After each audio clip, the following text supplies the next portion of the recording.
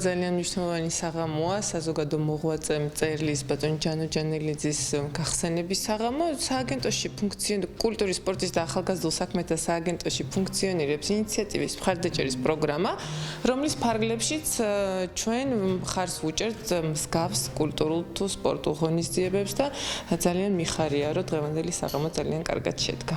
ჩვენს დიდ ორგანიზაციას, რომელსაც 100 წელი შეუსრულდა და რომელსაც უამრავი რჩეული შვილი ყავდა, ვიტყვი რომ ბატონი ჯანო ჯანელიძე ერთ-ერთი ყველაზე მკვეთრი, ყველაზე საინტერესო და ყველაზე ომახიანი პოეტი იყო.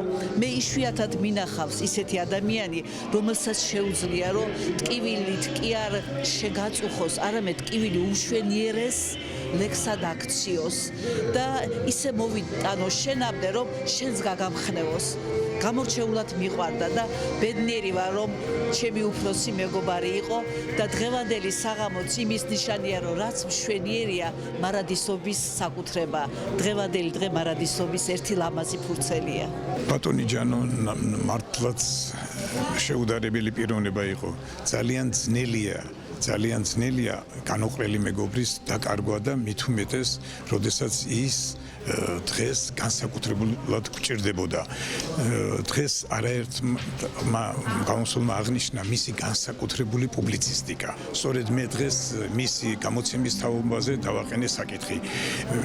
მეტად მნიშვნელოვანია, რომ მაშინ იმ დროს დასმული საკითხები ასულს გვაძლევს თუნდაც დღევანდელ რეალობიდან გამომდინარე და მეტად აქტუალურია დღევანდელ პირობებშიც. ჯანო ჯანელიძე იყო მართლაც სულიერად პოეტი, მოწოდებით პოეტი, ადამიანობით პოეტი და ეს ძალიან ხელშესახები გახდა დღევანდელ ღონისძიებაზე.